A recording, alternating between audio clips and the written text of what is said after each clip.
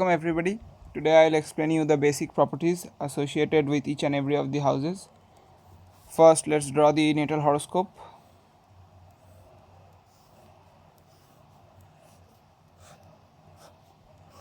This is the natal horoscope, also known as the D1 chart. One here stands for the Rashi chart or the Lagna chart. Like this, there are many other divisional charts, but those are things to be explained later on, not now. Let's concentrate on the D1 chart or the Lagna chart. So this here is known as Aries according to Western astrology, and according to Vedic astrology, it is known as Mesha. I'll be referring to both the names because some may like the Vedic ones while other may prefer the Western ones. So it's up to them, their matter of choice. This is Vrisha in Vedic and Taurus according to Western. Like these various houses are named, like this one is known as Mithun in Vedic and Gemini in Western astrology. This is known as Kark or Karkat Rashi in Vedic terms, and Cancer in Western astrology. This similarly known as Leo, Virgo, Libra, Scorpio, Sagittarius, Capricorn, Aquarius, and Pisces, or Singha, Kanya, Tula, Vrishchik, Dhanu, Makar, Kumbha, Meen in Vedic astrology. So each and every house have certain elements associated with them, certain directions, certain gender, certain tattvas, certain nature or nature, like nature like sthir or char, depends on it. I'll explain it to you one after another. So let's start with Aries or Mesh.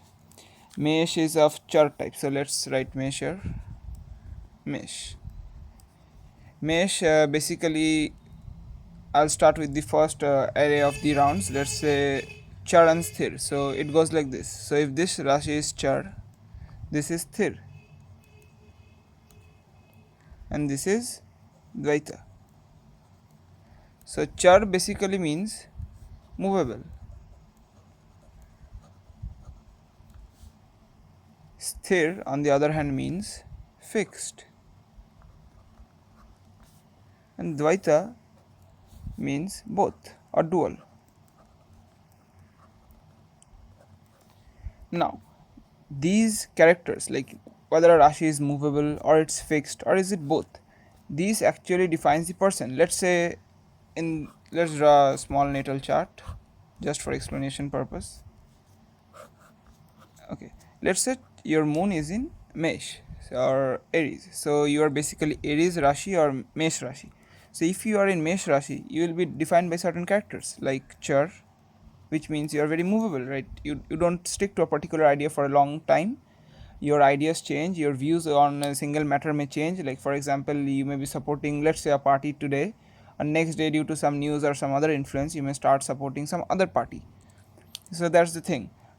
Your tastes, your habits, they change over the time, not like other people but very frequently. Let's say someday you want to eat biryani, the next day you want to eat sweets. That is your thing. Like it may change over a few minutes or few hours, but not at all fixed. Even your target in life, it's also not at all fixed. Let's say today you want to learn astrology, you sit with it. Okay, fine, I'll learn astrology, I'll see videos, I'll study books, I'll write notes, etc, etc.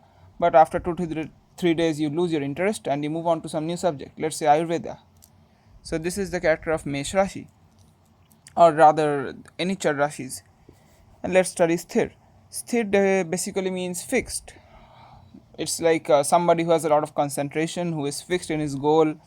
Let's say I want to study astrology, I'll study astrology, I'll stick with it for 4 to 5 years, I'll be a champion of it. That is the basic mentality or character of a Sthir Rashi. And Dvaita on the other hand is dual.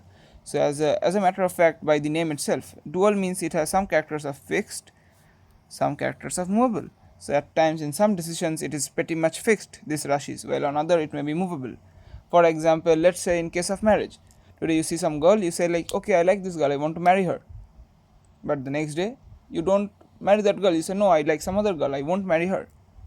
But since you are Dvaita Rashi, let's say you're in love with some person and you remain in love with that person for 7 to 8 years. So that's your character. In some cases you're like Char, in some cases you're like Sthir. So you're a mix of both the worlds. That is the basic character of a Char, Sthir and Dvaita Rashis. Now, as I told you earlier, each Rashis have certain elements or tattvas associated with itself. Let's draw another natal chart to explain the basic principles of those.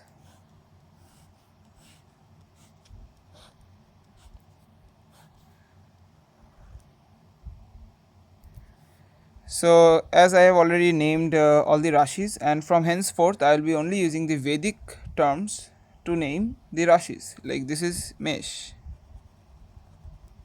this is Tula,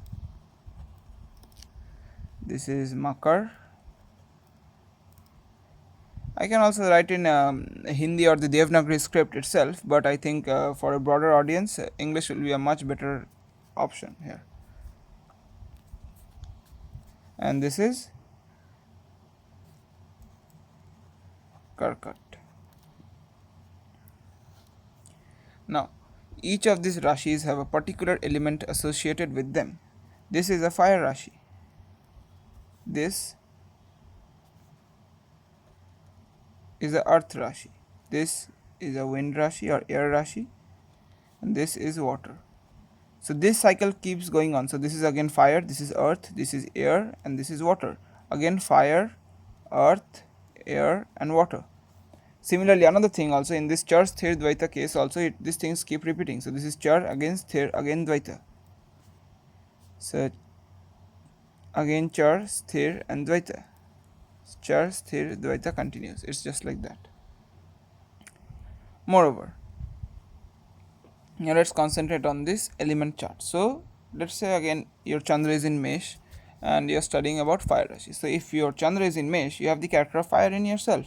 You are very energetic, you are always optimistic for any new activities. Any new activities basically interest you, you are very upfront for it, learning new things, going for adventurous things, like starting anything new, you are very much interested in it. Basically the character of fire, always moving up, having a better target, better future, having proper goals in life, all these are like qualities of fire Rashis. Let's move on to earth. Earth defines basically the soil, its stability. Like if you are of a earth Rashi, let's say your Chandra is in Vrisha, you are of a earth type element, like you would prefer stability over certain let's say you would prefer business because it has more stability, better jobs, like fixed income, things like that. Earth Rashis generally prefer stability and independence. Moreover, independence, you will choose business not only for, let's say, money, but because you have independence. Earth is always independent, the soil is independent, so you would be very much independent. Earth Rashis are very stable, they think properly before committing to anything else, they think all the methods to a certain matter. Let's say you are going to purchase a car, you will see 100,000 more options, you will look for the mileage and more other things. A fire Rashi guy on the other hand may just look at some car, and if he likes it or feels attracted towards that car, he'll simply buy it without looking at any of the other characteristics like mileage, etc., etc. Then comes the wind Rashis. Let's say Mithun. Wind Rashi, the basic character will be to advise people. They are very much materialistic, always looking for material things to keep themselves enjoyed in self. They always advise people but never follow the advice themselves. Another interesting fact to notice is that all the Rahu's nakshatras are in the wind Rashis, and Rahu is the karak for materialistic luxuries and other stuff like those. So wind Rashis are very materialistic Rashis. Then comes water Rashis. Let's say Karkat Rashi. Water Rashis, the basic thing of water is they like to keep things hidden. They themselves are very secretive.